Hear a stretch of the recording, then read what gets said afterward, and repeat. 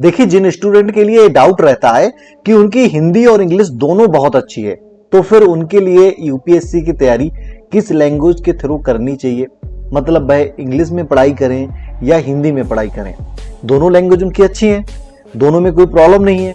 तो फिर ये डाउट मैं अच्छे से क्लियर कर देता हूं। देखिए, अगर आपकी हिंदी और इंग्लिश दोनों बहुत अच्छी हैं, कोई प्रॉब्लम नहीं है, तो मैं आपको सजेस्ट करूंगा कि आप इंग्लिश में ही प्रिपरेशन करें, इंग्लिश में तैयारी करें, बहुत सारे बेनिफिट आपको मिलेंगे। लेकिन अगर आपकी इंग्लिश ज़्यादा वीक है, ज़्यादा वीक का मतलब ये है कि आप जो स्टडी मटेरियल होगा वह इंग्लिश में नहीं पढ़ सकते हैं, नहीं समझ सकते हैं, तो फिर आपको बेफालतू इंग्लिश से पंगा लेने की जरूरत नहीं है। मतलब इंग्लिश में तैयारी ना करें, हिंदी में तैयारी करें, लेकिन कोशिश ये रहनी चाहिए कि मैं जल्द से जल्द अपनी इंग्लिश अच्छी करूंगा। तो यहाँ पर एक चीज़ क्लियर है कि अगर दोनों लैंग्वेज आपकी बहुत अच्छी हैं तो आप इंग्लिश में ही तैयारी करें। हाँ, तभी आप हिंदी को चूज करें जब आपको लगे कि जो स्टडी मटेरियल है उसको मैं नहीं पढ़ पाऊंगा, नहीं समझ पाऊंगा, तो आप हिंदी में तैयारी करें। अब बात ये आती है कि हिंदी और इंग्लिश चूज करने में मतलब क्या अंतर रहता है, क्या आपको नुकसान हो सकते हैं या क्या आपको बेनिफिट्स होते हैं। देखिए, यहाँ पर आप ऐसे समझिए कि यूपीएससी के द्वारा जो क्वेश्चन पेपर बनाया जाता है वह इंग्लिश में ही बनाया जाता है, उसके बाद उसका ट्रांसलेशन किया जाता है हिंदी में।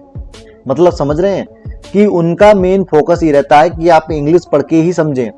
बस ये है कि हिंदी वालों के लिए वो निराश ना हो, उन्हें दिक्कत ना हो, इसलिए थोड़ा उसको ट्रांसलेट कर दिया जाता है। और ये एक बार नहीं, हमेशा देखा गया है कि उनका ट्रांसलेट बहुत ही गलत रहा है। मतलब इंग्लिश में वह कुछ बोलना चाह रहे हैं और हिंदी में उसका मतलब निकलकर कुछ आ रहा है। तो ऐसी स्थिति में जो लोग इंग्लिश नहीं पढ़ पाते हैं उनको हिंदी में दिक्कत होती है और वह किसी और क्वेश्चन समझ के आंसर दे देते हैं, जबकि वो पूछना कुछ और चाह रहे होते हैं। यूपीएससी के द्वारा अपने नोटिफिकेशन में ये भी बताया जाता है कि अगर कोई क्वेश्चन गलत हो जाता है, आपको ऐसा लग रहा है कि इस क्वेश्चन मतलब गलत है, इसमें कुछ गलतियां हैं, तो वह अपने इंग्लिश वर्जन को ही मानेंगे। अपना जो उनका इंग्लिश में जो क्वेश्चन पेपर है, अगर वो गलत हैं तो मानेंगे, हिंदी भले ही गलत हो जाए कोई दिक्कत नहीं है।